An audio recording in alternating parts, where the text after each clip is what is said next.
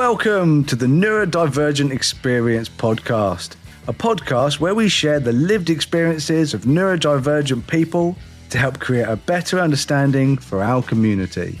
Join us every week as we bring you honest, raw, and inspiring conversations with specialists, advocates, and individuals who know exactly what it's like to live the neurodivergent experience. I'm Jordan James, a neurodivergent specialist, father of neurodivergent children, husband to a neurodivergent wife, and author of The Autistic Experience, and I'm joined by my best friend. I'm Simon Scott. I'm an autistic ADHD broadcaster, actor, and advocate. Join us as we journey into unraveling the neurodivergent experience.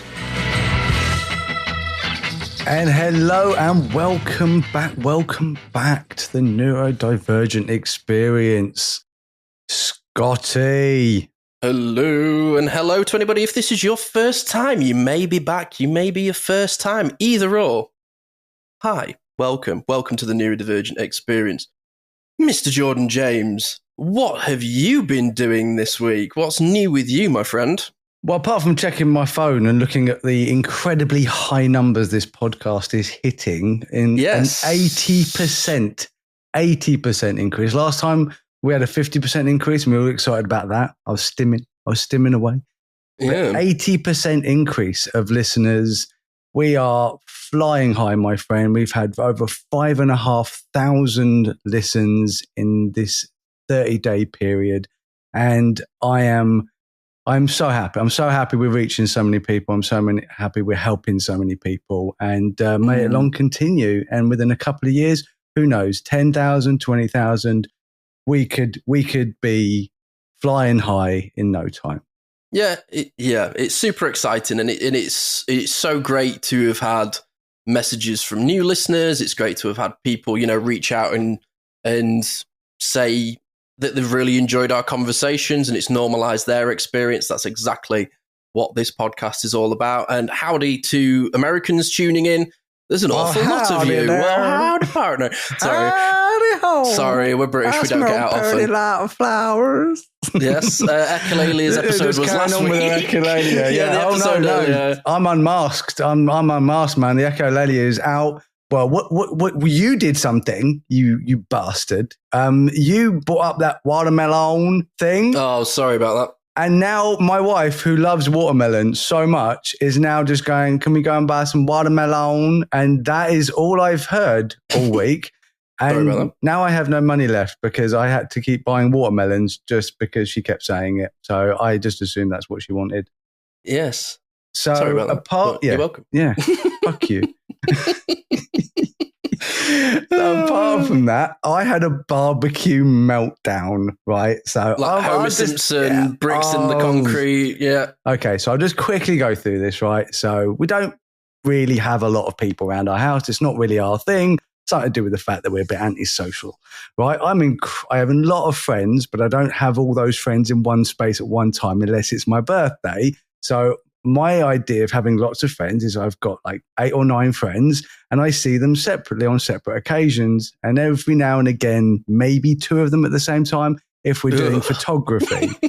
Yeah, I know, right? If we're doing photography or at least outdoors, so there's lots of space. But, barbecues, summer, neurotypical stuff, people have parties and things. People talk about parties like 20 people. And I'm like, yes. So I thought, okay, I need to buy a new barbecue because the other one rusted to death because we hadn't used it for 2 years. Yeah, that'll do it. So we had to go and buy a new one. So I wanted a gas one. And I wanted a gas one because charcoal is just a pain in the ass. And my demand avoidance absolutely makes it incredibly difficult to go and buy the charcoal, to go and start cooking. Then you have to buy all the little fire lighters. And heaven forbid you forget to buy something. You're never going back for it. Oh my God. It's just such a demand on my brain. I'm just like, I'll just get a gas one, pop the gas in. And even that I was having demand avoidance about. I was like, that means I have to plug gas in. It means I have to watch a YouTube video on how to plug gas in. And my friend was like, no, it's really easy. You'll be fine. I'm like, okay, that's what we'll do. We get there and Sylvia's like, no, I want a coal one. And I was like, but why? And she's like, oh, I like the taste. And I was like, Right. So already my expectations of knowing what I was going to walk into, knowing what I wanted to be like Hank Hill and just be like, oh, make propane and propane accessories and just on my barbecue, just whacking away. A little mushroom cloud appear just above Horsham as you turn it on. All my masculinity put into the barbecue. And it was, I wasn't allowed one. There goes my masculinity straight out the window. Mummy said no. So I was like, fine. Everyone wanted a charcoal one. I was like, fine, buy a charcoal one. As long as you go and do all the charcoal stuff and then I'll cook it. And they're like, okay, we'll do that. Go and buy it, take it home. And it was all set up for my friend Graham. He was coming around for his birthday and we're going to have a barbecue. Sophie decided to water the plants the night before and got all the coal wet, which we didn't know until the next day when I started putting coal on and it was all wet. That'll do it, folks. That'll do it. I was like, fine, let's just try and build fires round it. And the whole thing was just not working. And then Sylvia wanted to put the barbecue right out of the way. And I said, if we can't see it from our conservatory, if we can't see it, we will never use it.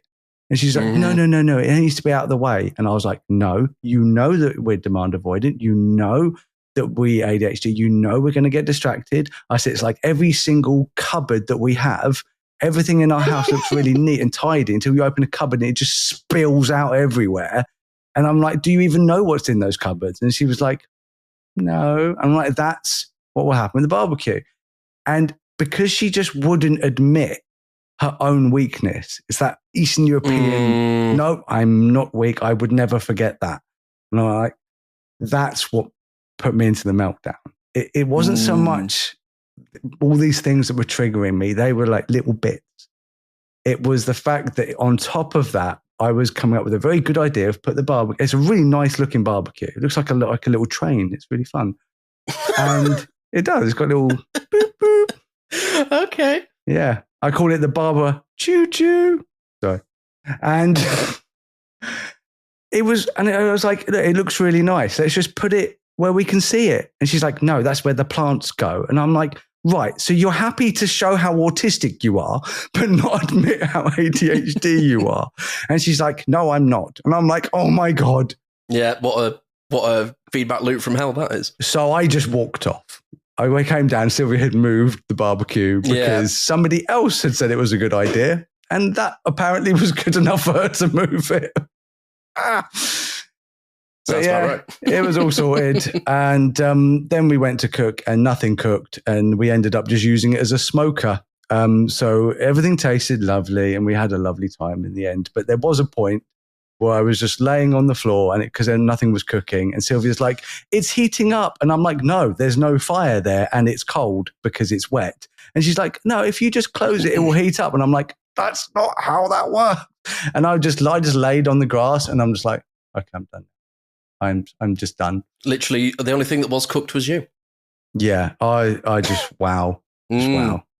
Well, but in the end, It was fine. We had a nice time. And in order to make myself feel better, the next day we went to Guildford and I went to a shop and I bought myself a cuddly toy.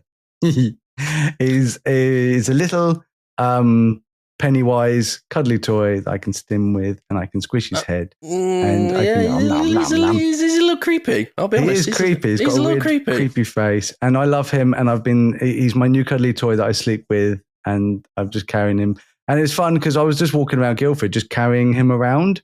And I just unashamedly myself, just enjoying that. So that was my week. Great. This is just a meltdown city as per usual. So, my week has a lot to do with today's topic. So I have essentially become an advocate within my own family. My grandma is 80 years old and has just started unmasking. Ooh. Because her life routine and structure is breaking down. My grandpa's no longer around. She no longer has kids to look after. They've all moved on, and and living their lives. And suddenly she's gone, I don't know what my why is. I don't know what my spins are. I don't know how to stim anymore. Long story short, my grandma's had a meltdown this week. Oh. And I was able to advocate for her. Yay. I was able to talk her through it and explain it to her. And not only that, but my parents have been able to ring their siblings and go, this is what's happening with mum. She's neurodivergent, and let me explain that to you, and this is what PDA is. And I was just like, oh my God, this is amazing. Everyone in my family is now advocating for themselves. Oh, what a dream situation. Because I talked about, my lived experience with mental health and things that I struggle with, especially like my need for special interest to self-soothe. And she was a little bit like, you talking about your lived experiences makes me feel like you've saved my life this week. And that, not get emotional about it, but it meant a lot to me because it's not something that I felt like I've ever really been able to do. I'm alexithemic. I really struggle with sometimes expressing myself. But being able to help people that you really care about is exactly why I started this podcast. And it's why today we've got a really exciting person to speak to.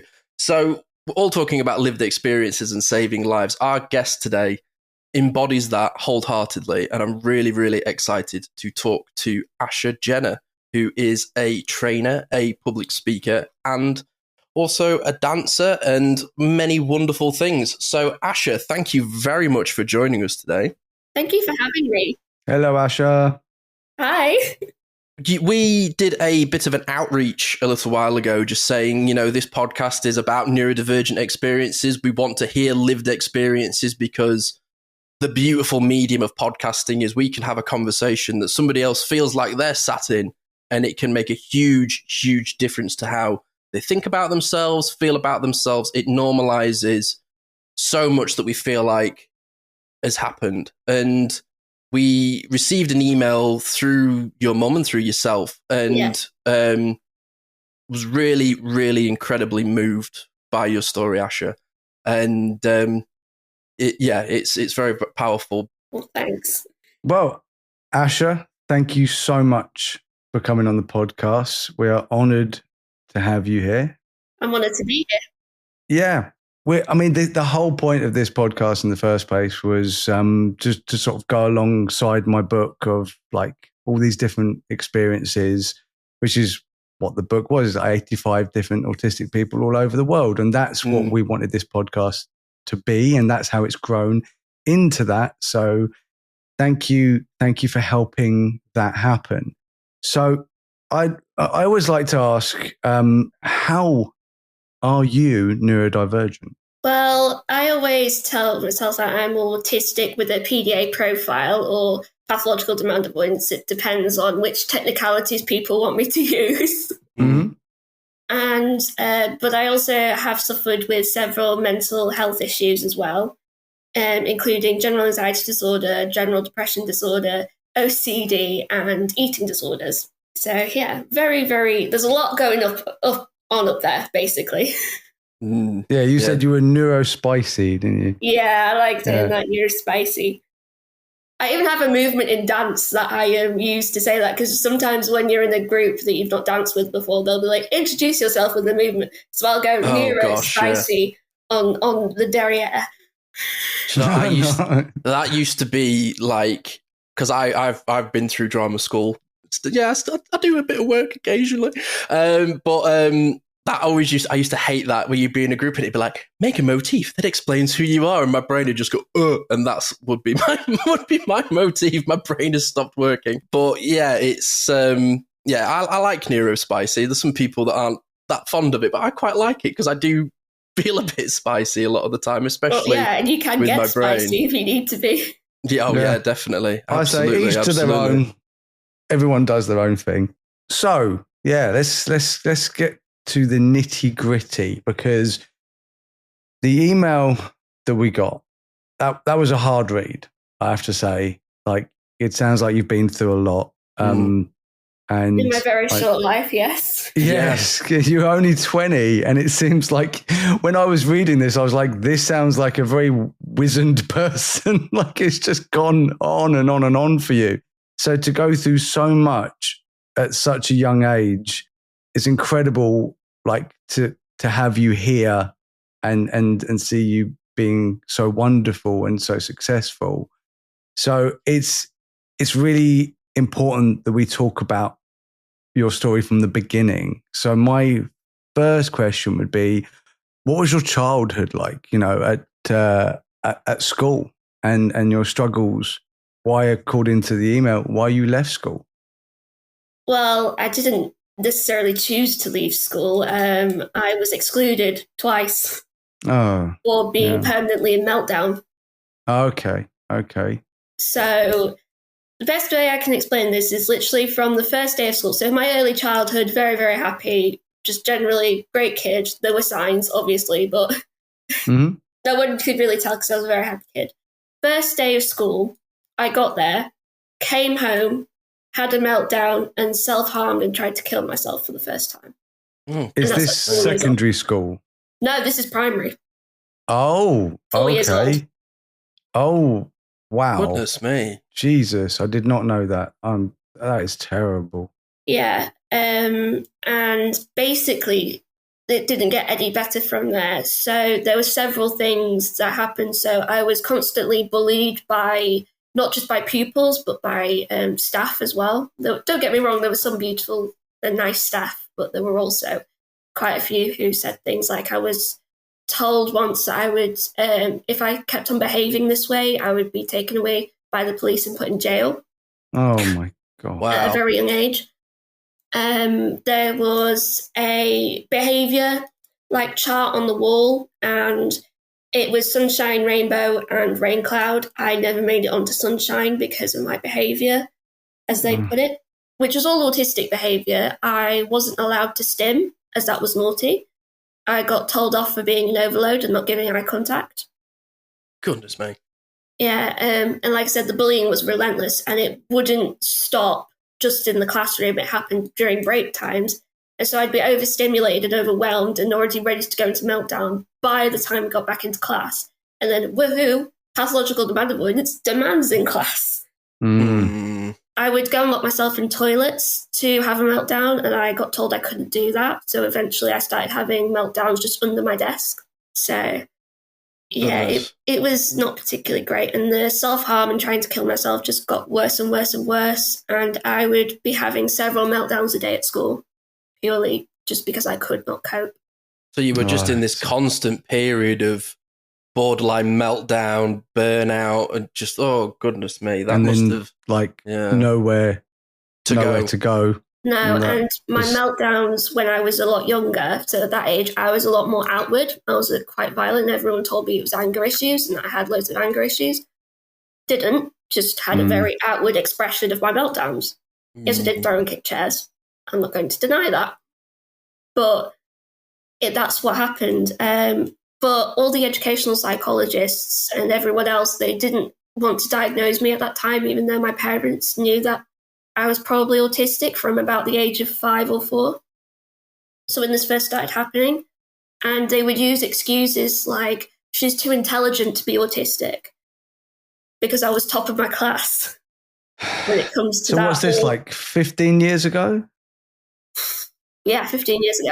So between 10 and 15 years ago, you were being told this bollocks. Yeah. And yeah, I mean, I've got a daughter your age, and she has been on this podcast. She's talked about her struggles, but I have to say, if she'd had the struggles at the degree you had them, and then the school, I would have probably kicked someone in the face. I have to say, as a parent, I'd have gone full daddy bear, and I would have absolutely kicked doors down. Because, like, honestly, I want to go and kick doors down on behalf of you, and you're not my daughter. And I get angry because you are part of our community. And as far as I'm concerned, you know, we are all in this together. Yeah. And I feel, like, deeply feel, you know, because apparently we don't have empathy. Bollocks. Yeah, of course we don't have empathy. Yeah, of course we don't. Yeah. But I feel what you're saying deeply, because I know what they're saying really seems to make sense to them because they're cognitive dissonance. Yeah. But to say that to an adult is shitty. Yeah. To say that to a child, in my opinion, is abuse. There's no nice word for it. Those teachers, those psychologists, those people that denied you access to your identity, not your medical condition, but your identity, you as a human, who you are as a person, who you were always supposed to be. To deny someone that's abuse. That's horrific. I'm so it didn't get any better. Sorry. After I got my diagnosis, it didn't get any better. Yeah. Let's take a break and let's delve into that as soon as we come back. Is that all right? Yeah, that's fine. Brilliant. This episode of the Neurodivergent Experience is brought to you by RTN Mental Health Solutions. With up to a 5-year waiting list for autism and ADHD assessments via the NHS, and that's even if you get a referral from your GP, getting an assessment in the UK has never been harder. So if you're like me and can't wait anymore, going private may be the best option for you. RTN offers online assessments for kids aged 6 right up to adults. To make it more accessible, RTN can offer payment plans up to 5 months. You can access their remote services from the comfort of your home anywhere in the UK, and RTN offers group and one-to-one counselling, a private route to access ADHD medication following the assessment, and will even fight for you if your GP doesn't accept the results. So if you live in the UK and can't wait to get an assessment, go to www.rtnmentalhealthsolutions.com and use the discount code RTN23, making it even more affordable for all of our listeners to get an autism and ADHD assessment.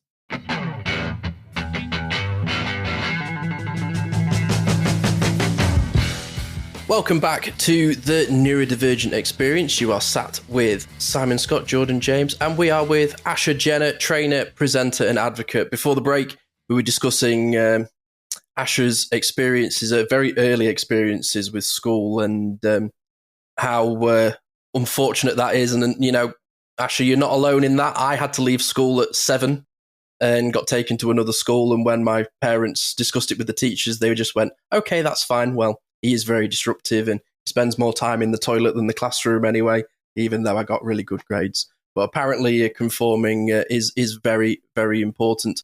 But you said before the break, it didn't get better after you got diagnosed. No, it didn't. So when I did eventually get my first diagnosis, which was technically wrong, but it did say autism. So we got that bit right. The other bit, which was ODD, wasn't. But I got my PDA diagnosis a lot later. But anyway, so I got the autism diagnosis. That's the important part. And I was denied access to go and talk in front of the whole school to try and alleviate some of the bullying and to just make people understand why I do certain things in certain ways. So then I could hopefully get more understanding and everything. Just a simple talk in assembly. Just to say, this is what I've got, this is my condition, this is who I am, this is how I do things, please accept me. And I was denied that because it could put a target on my back. And I was like, I'm already being bullied relentlessly. How old were you? 7. Jesus Christ. I have to say, like, you're incredible. Like, just off the bat, like a 7-year-old, and you're like, I want to go and talk about this. And the adults, I do use that term lightly, the so-called adults, so-called professionals are telling you no, are putting you down, are denying. It's hard to have a target on your back when you've already got a target on your back. Yeah, I was going to say the target. We're born with a target. Yeah, the target is being different. Like that's not suddenly going to get better. In fact, what you were trying to do. And I've done most of the talks that I've done were in primary schools because I've always thought if I do talks in primary schools and I can talk to them when they're younger, they're more open to listening to people than when they get into secondary school and, they're a bit wilder, kids are screaming and stuff. I just remember secondary school being a nightmare. But I always thought that kids in primary school can be more open to listening. And I've always found they are more engaging, especially when I show them pretty pictures of my photography. Then they always want to listen to me. Plus, I'm a really cool, handsome guy, that way. So that's a thing that also helps. But yeah, so it's just getting a rapport with kids. And then to find out that those same kids are the sort of kids that were just giving you all these problems. And it would have been so easy, not necessarily, you shouldn't have been the one giving the talk. I think it's really brave. But I think that it should have been adults that were giving assemblies to help you. And maybe also you could talk. And most of the bullying wasn't like straight up normal, typical bullying. It's what I like to call social bullying. Oh, yeah, no, ostracization. So what they would do is they would know exactly how to get me into a meltdown. And then because my meltdowns were outward, I would do something in that meltdown. And then there'd be all angels go up to the teachers and get me in trouble. That is very much my school experience, Asher. People used to prod me, and as I like to call it, poke the bear. And then I would have an outburst and they'd go, oh, this is totally unprovoked. We would never do anything, cherub sort of, it's hard being ostracized from other kids, but being ostracized by teachers as well and creating an us and them environment. Very reflective of my school experience. Well, sorry, how old were you when you got excluded? 9. For 9 years. Sake. What is wrong? Honestly, can we dox people? Are we allowed to do that? Can we just start doxing these absolute, I'm just going to put out motherfuckers, right? Honestly, I'm so pissed. I'm so angry. I have anger issues. I'm dealing with it. I'm dealing with it. But listening to your story, I swear I want to curb stomp. I swear. I'm so angry on your behalf. That pissed me off so much. You're 9. What the fuck is wrong with people? He's 9 years old and diagnosed autistic, right? Yes, and by that point, PDA had come into the picture as well. People suspected I was PDA by that point. Honestly, I fucking so all of this before 9 years old. So where did you go from there? From there, I was out of school for a few months. So luckily, it was towards the summertime, and then afterwards, my parents found me a placement at special school, which had a specialist PDA unit where you could go. And that's where I was up until last year in education, because it went up to 19. And yeah, they helped me a lot because they were all experts in PDA and they knew what they were doing. You get your own classroom, you could do your own timetable. But I didn't actually do any academic work for 6 years because I was so traumatized from mainstream school. So when did the eating disorders start?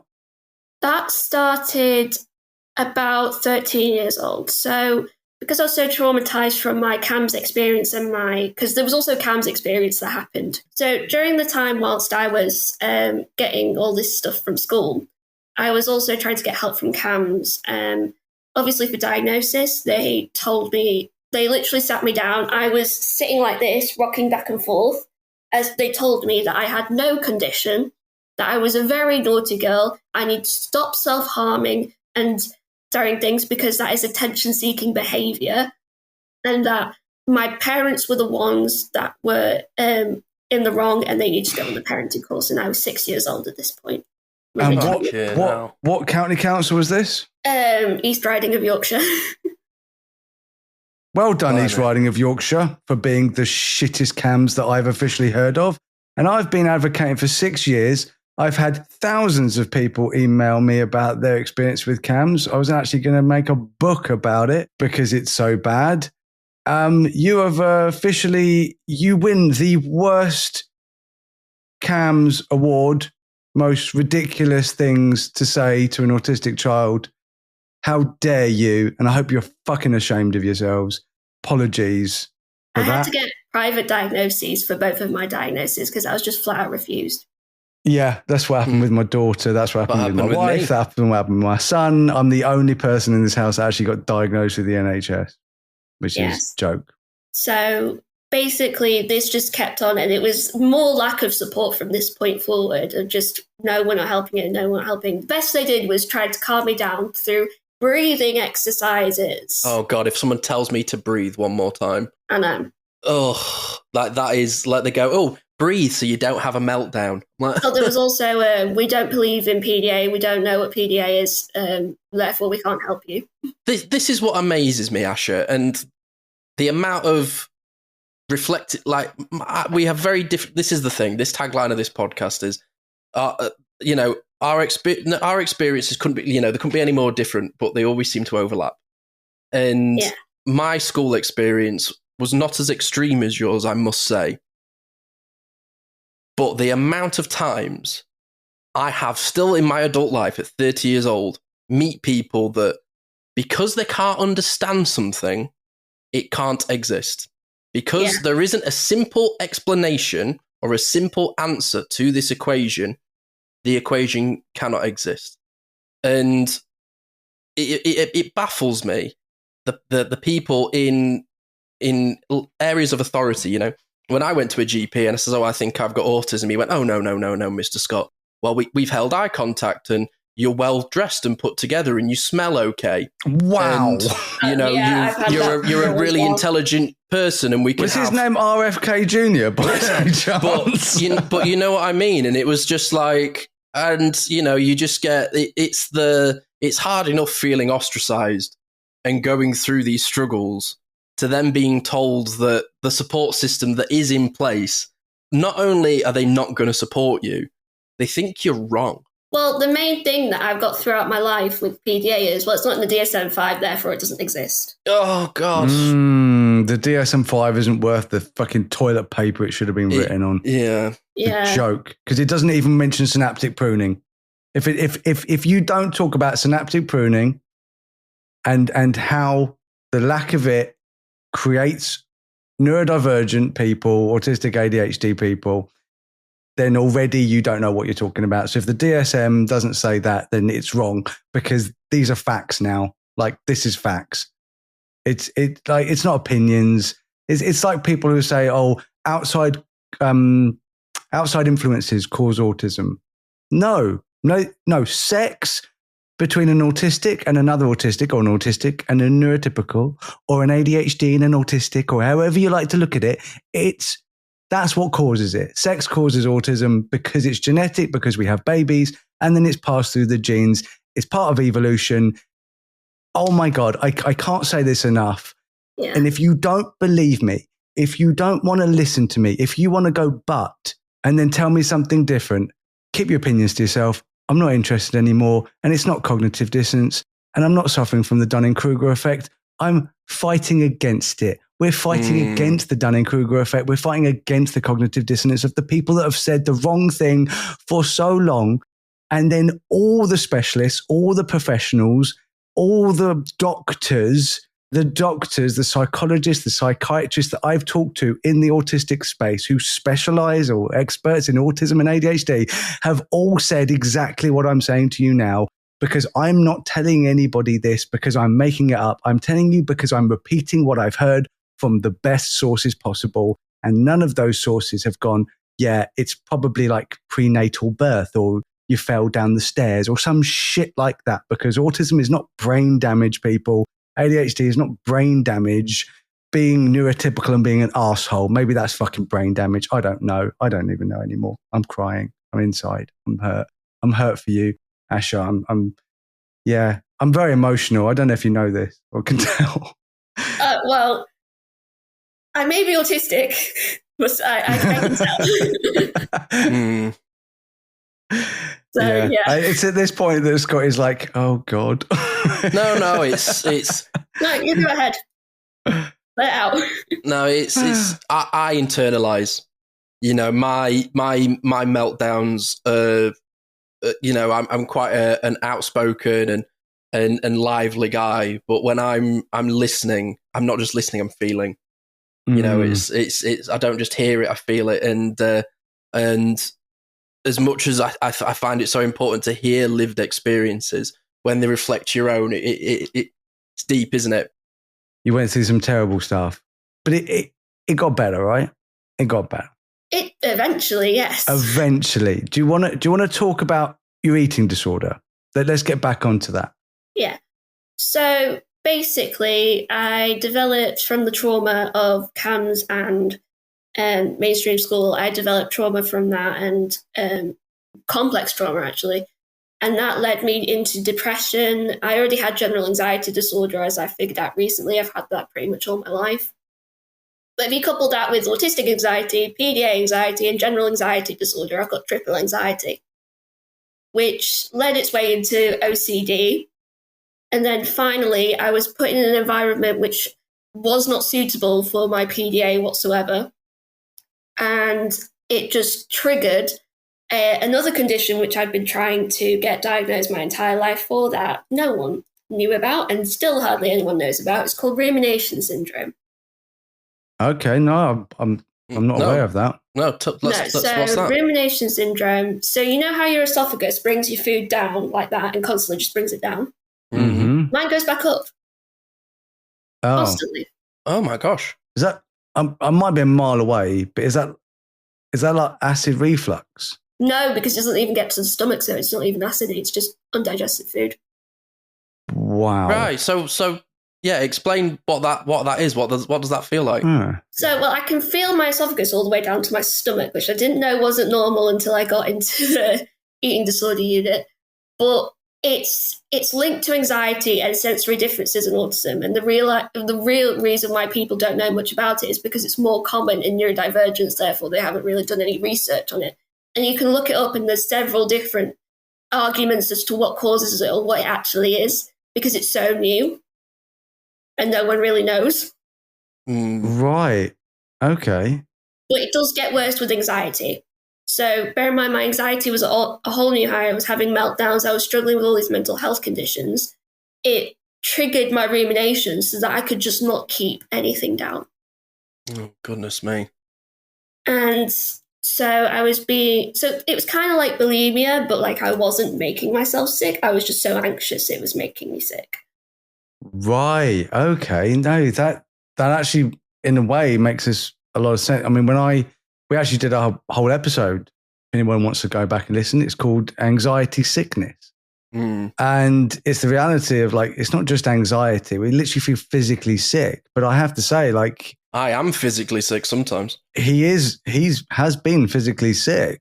So that speaks volumes to us. And we'd never heard that term that you use. So that's fantastic information. Rumination syndrome. It is its own actual thing. Rumination syndrome. I've had it since birth because my mum can remember. Like, even when I wasn't anxious, I'd be like 2 years old. I'd be like, "What do I do with this, mum?"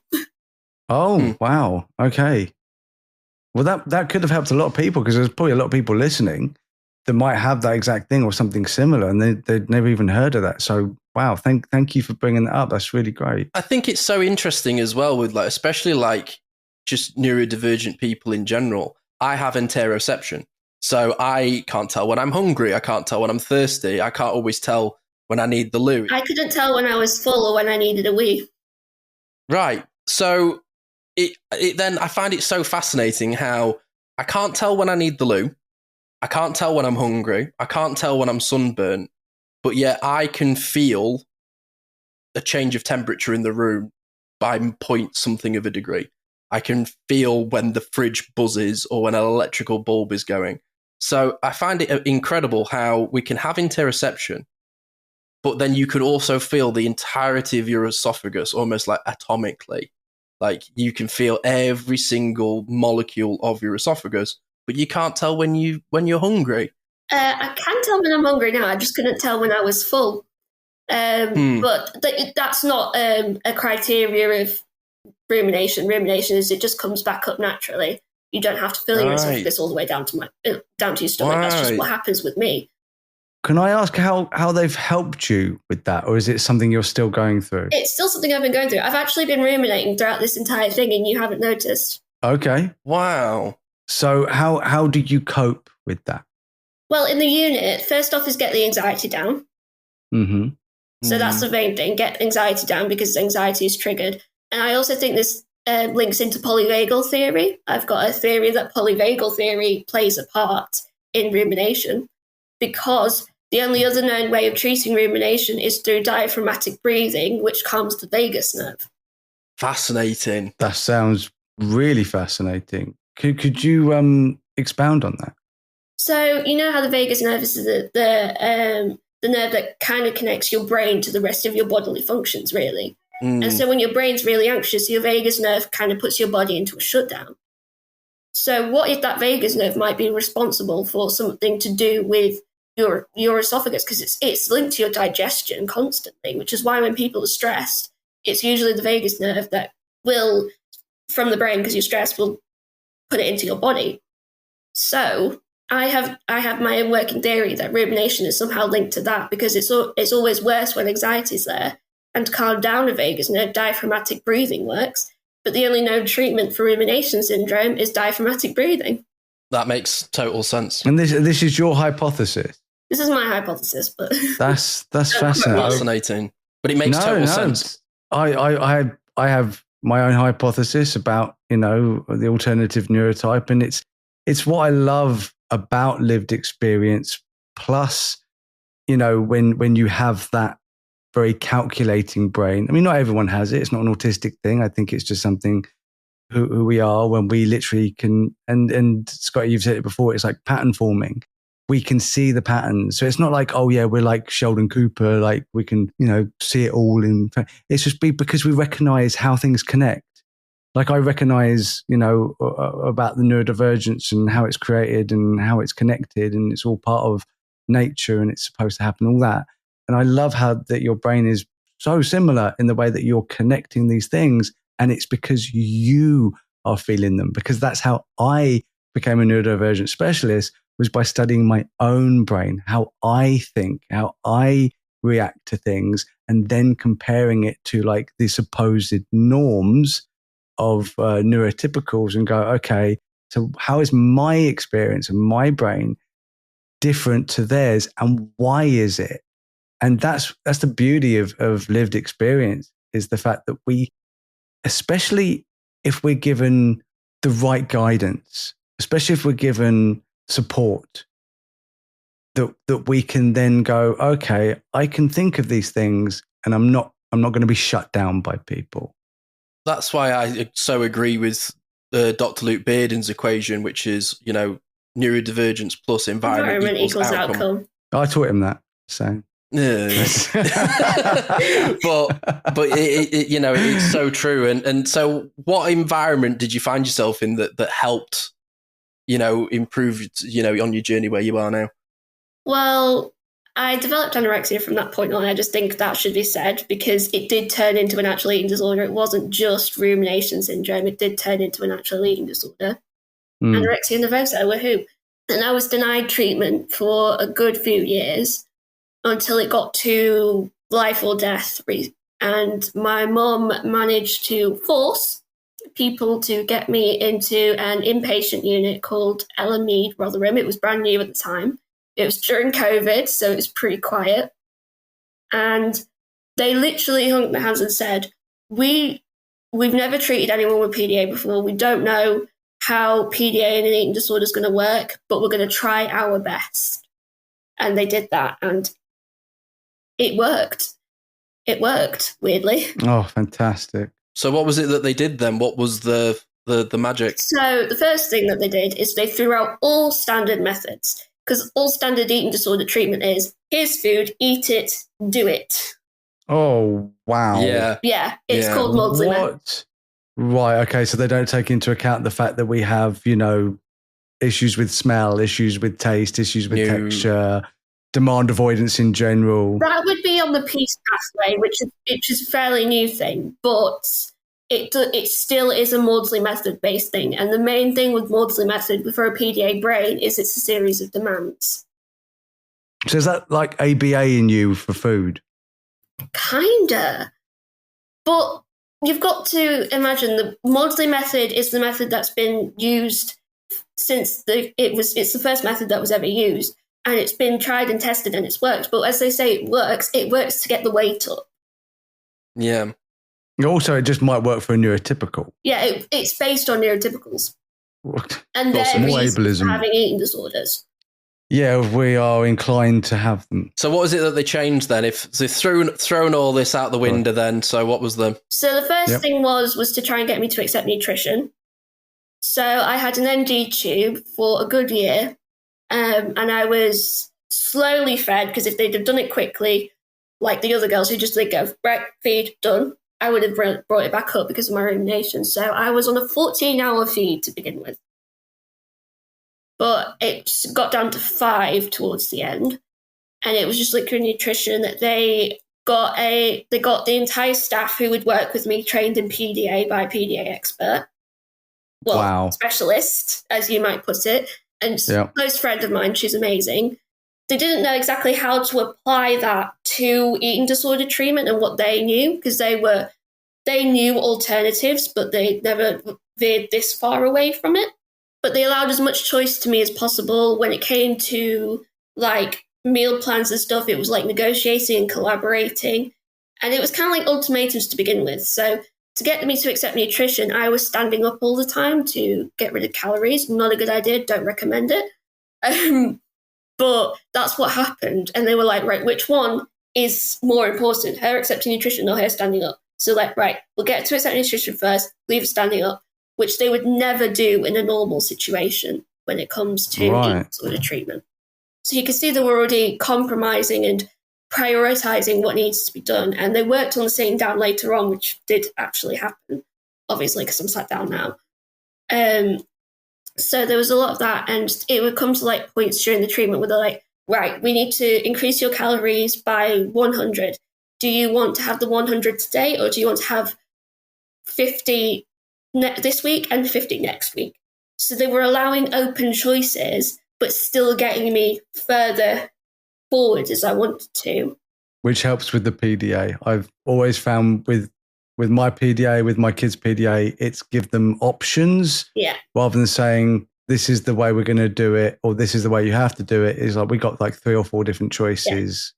They actually apologised if they got stuff wrong, and they also had very much contact with this PDA specialist and my mum as well, who was a specialist in me. So they knew to also, to help me get better, to have a goal or something that I wanted to get to. And for me, that goal was to dance again. Which is beautiful. I used to love, before my back went, I used to love dancing. Loved it. Yeah. So what they actually did was they got my dance when I was at a healthy weight and that I could do things. They gave me physio so that I could get my muscles back up to doing it. They brought in my dance teacher so that I could start dancing in the unit. And the main thing that actually got to stop the standing up was if you keep on standing up, because they explained everything to me fully, and not in like a patronising way either, like in a, right, we're not just going to say this is what we're going to do. We're going to explain it to you fully. We're going to tell you everything, every detail. This included the therapies as well. I actually read books on the therapies that I was going to have, and it actually helped, which they would not do with anyone else. It's incredible. Yeah.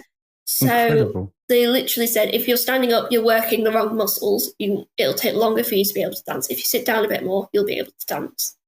And so in my brain, I could go, I want to dance. I'll sit down. Yeah, do you know, it's almost like individual tailored care works. It was holistic. It was individual. It was tailored. It was specific to me. And so was the therapy. And even towards the end, like, I was an outpatient for 8 months, which they wouldn't normally do because I transferred to food at home. So normally you would transfer to food in the unit, but they had so many rules and regulations around what you could eat, how you could eat, when you could eat, just because of like other patients and stuff and what they could do. So like you weren't allowed to wear long sleeves to eat because you could hide things up there. So we agreed that I would start eating at home and I would do it through my own meal plan and work with it. And if I couldn't do that meal plan, then I would drink the nutrition drink that would have gone down the tube. Within 8 months, I was fully on food. And by December, I ate round a dinner table and had Christmas dinner with everyone. Wow, that must have been a very powerful moment for you and your family to have you there that day. What a Christmas. Yeah, it was pretty amazing what the things they did. No presents needed. That sounds like the present. Honestly, that sounds incredible. I'm so happy that I mean, obviously, you're still going through a lot of things. You're still going through the trauma. I think you're incredible to talk about it. I'm not going to say the word brave because people always say that to me, and I'm like, it's in my head. Yeah. But it's incredible. There's so much more I could go over, but they did so much for me there, and I made great relationships. And like I said, they did get stuff wrong. They did get stuff wrong sometimes, but they actually came up and apologized to me and said, "How can we do it better?" Which is how it should be. Mistakes happen. Yeah. You know, that's how you learn. The greatest lessons come from mistakes and rectifying it. And I'm sure after the experience that you've had of, you know, quote unquote medical experts patronizing you, not just you, but your family, to have moved into this sort of system must have been a great relief for everybody. It was. And they literally brought me back from the brink of death. Like, even when I first came in, I was in such a state, people didn't even know whether I'd survived physically. So, wow. Well, I think you're so amazing. Yeah, I think you're amazing, Asher. And we both do. And we don't say that lightly. I don't like most people. He really doesn't as well. He really doesn't. I'm just not that impressed with most people, but you impress me like hugely. Wow. Like you're an incredible human, and I'm so glad that you are with us, and I'm so glad for this. What would you call it? An inpatient hospital? Yes, it was an inpatient unit specifically for disorders. So as much as I would like to say fuck you to all the people that hurt Asher, thank you to all the people that helped Asher. And would you give a big shout out to your mum, because she sounds awesome. Oh, she had to get legal to get me there. So, well, that's what I mean. Is sometimes you just need a kick-ass mum. She is pretty cool. Yeah, that's amazing. I'm like that in my family, but like I never had to do a lot. I mean, I'd kick down doors and stuff for my kids, but what your mum's had to go through as well, that's incredible. Well, it was kind of a bit of both of us, because in one meeting when they were trying to send me to a completely inappropriate unit that didn't even know anything about rumination or autism and only did group therapy, they were trying to send me there. Anyway, I was ill at this point, and I was in normal hospital, so I was really, really ill. I banged my hand on the table and said, "You guys are violating my human rights." Amazing. Hell yeah. Amazing. Well, I'll tell you what, Asher, you are a rock star, and what we will do is we'll take a little break, and then I want to hear what comes next for you, what are you working on, and where can people find out more about you and your incredible journey. So we'll have a break, and we'll be right back. Have you ever felt stuck in patterns that don't serve you, struggled with stress, or wanted to connect more deeply with yourself? Then I have to introduce you to a friend of the podcast, Ashley Bentley of Integrated Coaching, Breathwork and Hypnotherapy. Ashley is a highly experienced clinical hypnotherapist and coach specializing in working with neurodivergent minds. Through a unique blend of integrative coaching, breathwork and hypnotherapy, Ashley helps people rewire subconscious patterns, regulate their nervous systems, and step into more empowered versions of themselves. Whether you're dealing with addiction, anxiety, burnout, or struggles with self-acceptance, Ashley offers practical and science-backed tools tailored just for you. Her unique methods combine neuroscience, storytelling, and subconscious transformation to create real, lasting change. Jordan and I can personally attest to the profound and transformative effects of her sessions, which have been life-changing. She does all of these sessions online, meaning she can work with you no matter where you are in the world. If you're ready to break free from old patterns and start living with more clarity, confidence, and connection, go to bit.ly/AshleyNDE to book a free consultation or learn more.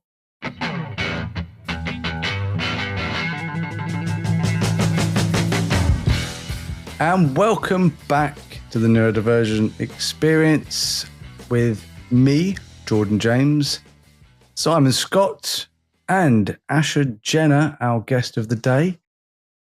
So, where were we? I know, ADHD and all that. Yeah. Yes. I have to ask, during the break, you were holding up a little stim toy, which I have never seen one of these before. Can you explain to our listeners at home or wherever they're listening what that is? Okay, so this is a little thing that I've got recently. So in the unit, to give me safe pain to stop me from self-harming, they would get me an ice glove, which is just a surgical glove that's filled with ice, essentially. And you can break your fingers. Right. But that's not necessarily practical to take everywhere with you. No. So what I've discovered recently is this little turtle. It's called a calm buddy turtle. You can get them in several different colours. And you lift up the shell, and it's got spikes on the inside, and you can put your thumb on the spikes, and it gives you safe pain. You can take it everywhere with you, and it's got a little worry stone. That's amazing. Because that is something that I have always really struggled with, is like pain stimulation. It's like even when I had like a retainer when I was younger, I used to bite on it so that it'd go into my gums, and I've done myself some damage. But that's there's a dog fight happening outside my house. If anyone could hear that, just me. I think that's an unbelievable stim toy to have. I'm very jealous. I'm going to have to go and find one of those. I think Jordan's currently just purchased one on Amazon. That's right, Asha, if you just send me the link, and then we can also add the link to this, and then I will immediately buy myself one, because I have that thing where sometimes I want to sort of bite myself and things, and I think having something like that and having a way of safe harming, I think that's a nice way of putting that. Safe harming, it's kind of like it's a stim, isn't it? But it's a stim, I think, resulted from trauma. That's what it is. You end up unfortunately, we end up hating ourselves, us who have been through traumatic times, who have been traumatized, who have been abused. We end up hating ourselves. Well, if the world doesn't understand us, how can we accept and understand ourselves? That, beautifully put. Exactly that. So, oh my God, I put my phone down, and now I don't know where I am on the list that I made. No, so one of the things that I really want to talk to you about, Asha, is dance. Yeah. Simply because, from my personal experience, I had a lot of trouble with school. Like I said, not as extreme as yourself, but I had issues with school where I've had to be out, and I've moved a lot of schools. But the one thing that was consistent for me was performing. It was the arts. Yeah. I found a lot of expression and the ability to get out what was in my head through performance, whether it was dance or singing, specifically musical theatre for me anyway. Yeah. And it's amazing to hear that wanting to dance again was one of the, the driving factors. It really was. I've always felt like free when I danced. I always felt like I could also express myself in ways that I couldn't, especially when it comes to like emotions and alexithymia and everything else. So I absolutely love dance for that. It's also a stimmy time for me. So Absolutely. I love turning, so I can do a clean triple pirouette. I'll just be like, wee! I actually did that in class the other day, and one of my friends started joining in with me. Oh, that's awesome. Yeah. That's one of the things that I love about dance is I feel like it's a transfer of energy. Even though I'm not an amazing dancer, like you mentioned before that you did contemporary. Yeah, I'm specifically on after everything that happened, I got introduced to contemporary dance, and then I got onto the Centre for Advanced Training scheme at Northern School of Contemporary Dance, which is the only dance conservatoire outside of London. Woo! Oh, that's amazing. And so I go there, and I've learnt a lot there, and I honestly, I love it. And I'm going there to study undergraduate next year. That is... Oh, congratulations. I know, I got in, I auditioned and everything, and it's really hard to get into because thousands of people from all over the world want to go there, and I got in. Shocking. Another autistic person successful at the thing that they love the most. I mean, it just happens time and time again, and if you're listening, it can happen for you. Don't ever think that you can't. Yeah, and it's only been 4 years since I've come out the unit. And I had to build my muscle back from nothing. So listeners, I have to say this, as somebody who went to drama school, that is an unbelievable achievement. Being able to get into a dance conservatoire or, doing contemporary with where you have come from. My partner has been dancing since she was 7, 8, 9, and the flexibility and the strength of her joints and tendons, and even the strength in her feet and everything to be able to like go on pirouette, or the reps, the continuous build-up of muscle memory and muscle and repetitive movement to just so it almost becomes less than thinking. Takes years and years and years of study. And that's just the steps. You're not even adding textures and dynamics. And that's just the steps. Absolutely. So to be able to do what you've done is neurodivergent excellence at its absolute peak. And amazing. Absolutely amazing. Thank so you. You can tell I love it because I'm still my feet are going. I am as well. My feet are going under the table because it brings me so much joy to see how being creative is just, it's the goal. And contemporary is really creative as well, because it is honestly, it's the weirdest dance style I've ever done. Yeah. But it's because it's so expressive and you can do loads of different things with it. And you can incorporate styles from all the other things. So you can add a bit of ballet technique, you can do a bit of Afrofusion, you can add a bit of hip hop. As long as it kind of melds in and it comes into this thing. I mean, I've had to like dance like I've been on dough, like bread dough before. Dance like you're going through chocolate. Yeah, that's just a few examples of like the different textures and stuff that you go through. This is what I like about contemporary, because I find that I excel when I can take different elements from all of my special interests and apply it. Yeah. So like I played Hamlet when I was about 16 and I won an award for it. And one of the acting decisions that I made is he didn't do eye contact. He would always look over the shoulder of a character because, ghosts and haunts and stuff, not realizing that I was autistic coding character with performance, was taking it from my own experience.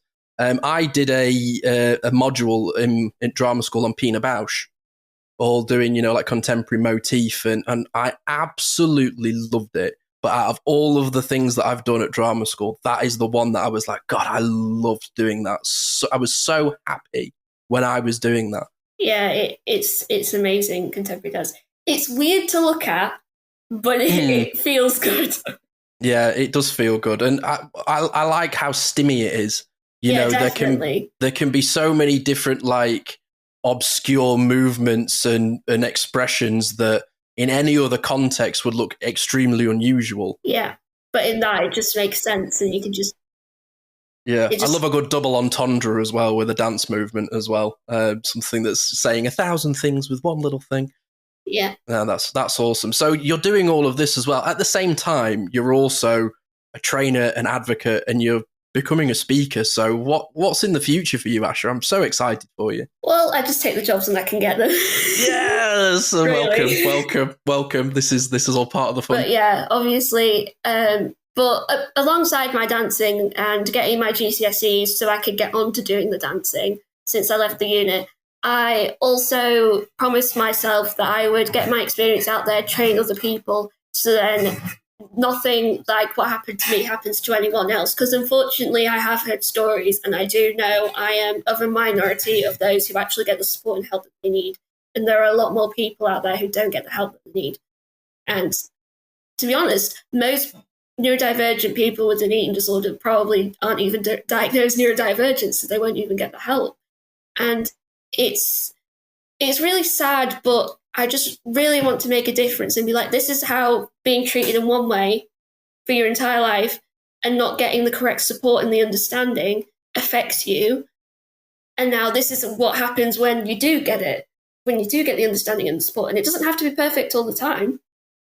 But this is the amazing stuff that we can do, because yes, we may not have the best qualities, but we also have really amazing good qualities due to our neurodivergence. And that kind of gets overlooked. And that's what kind of key supports need to be based around, the positive attributes that we all have as people, essentially. And that's what I'm trying to train and give out to people, but also give out strategies and stuff so then it can be applied in the most simplest of terms. So, yeah. I just think that's brilliant.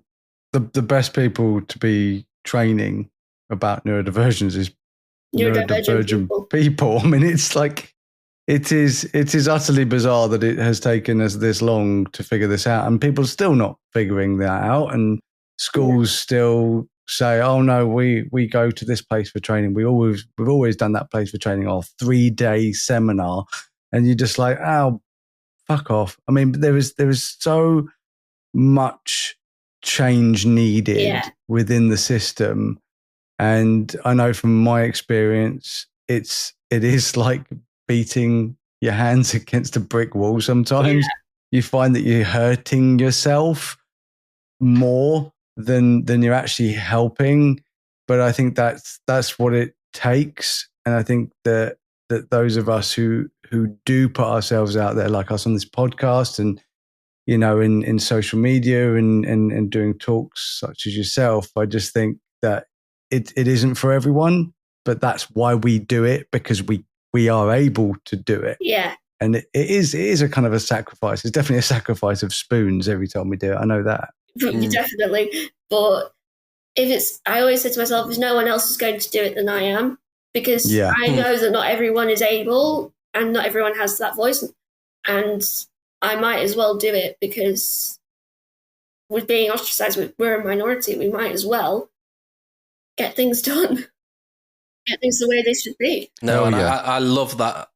I love that energy. That's why this entire podcast exists. I was like, well, if no one else is going to do it, might as well be me. Yeah. I think it's incredible as well. Like you want to help people, and you already have as well, haven't you? Like you've already, how what feedback have you already had from sharing your experiences? Well, I went back and trained for Ellen Mead and my experiences in the PDA supports and stuff. And they've literally identified people have not even been diagnosed neurodivergent, who've come into their service and they've gone, nothing's working. See these traits, we've got this training from this person called Asher. Right. Actually makes sense. Could they possibly be PDA? And then they go, yep. And then the supports have actually worked.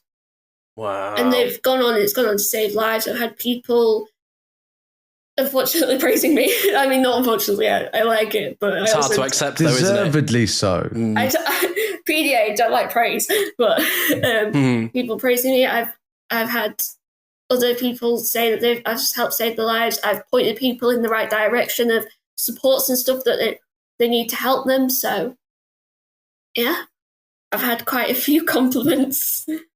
And you've been working with Dr. Michelle Garnett and Tony Atwood. Yes, well. I am, just so I can get it more all over the world and everywhere.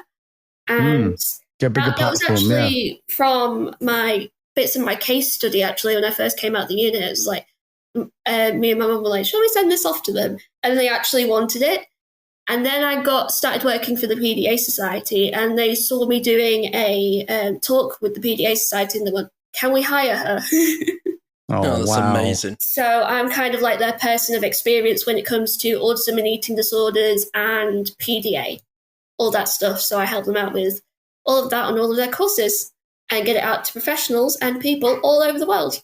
All by the age of 20. So I have to say, like, going back and looking at your past and, what people basically labelled you as or unappreciated you. It was mainly naughty. Yeah, I've been there. I was literally naughty. I used to get called angry as well. I'm like, no, I'm frustrated. I can't keep this in.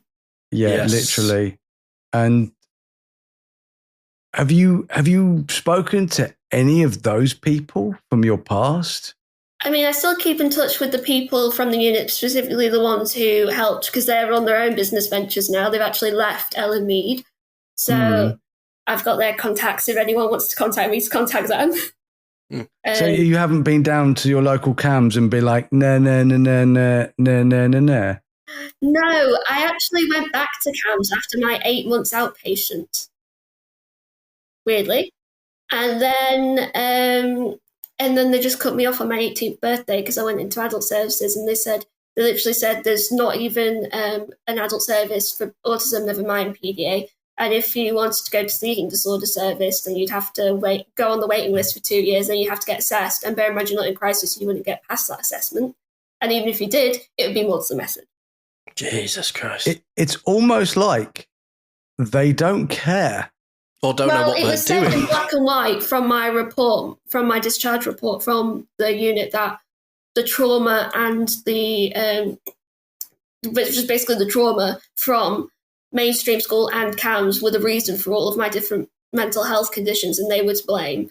And in that meeting, NHS England said, you and your mum need to be more resilient because you're not going to get this in adult services. So victim blaming. But I've got a Amazing. private counsellor at the moment who was really helpful. So I'm doing okay. good. And one of the best things that the unit did for me is in my therapy, they taught me how to recognise and challenge the thoughts myself without having to go to someone all the time. So I just managed to do it myself most of the time now. Well, self-advocacy is the goal, isn't it? That's the key. I mean, I in my experience of therapy, you know, one of the things that really helped me was you aren't your thoughts and feelings, you just have them.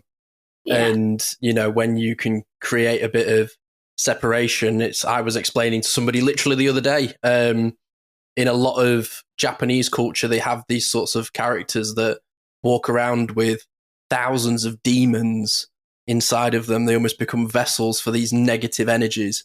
And the only way to conquer them is to give it a name. Yeah. It's one of the first things they actually tell you to do in eating disorder treatment is to give your eating disorder a name. Nigel. Wow. No. I actually have a name for mine, but I'm not going to say it. Okay. That's fair enough. I don't want to get into trouble because it was one of my bullies. Yep, fair enough. No, that's what an interesting coincidence. Well, honestly, Asher, I've been baffled by this conversation in good ways and bad today. I'm sure everyone that's listening to this will find your story incredible for many reasons. Well, hopefully it helps, which is what I'm trying to do. Absolutely, I think it should help. I mean, to be honest, you've kind of helped me with a few things today. If I'm honest, there's been a few moments I've listened where I've gone, maybe I should try that. So thank you so much. Was it mainly the turtle?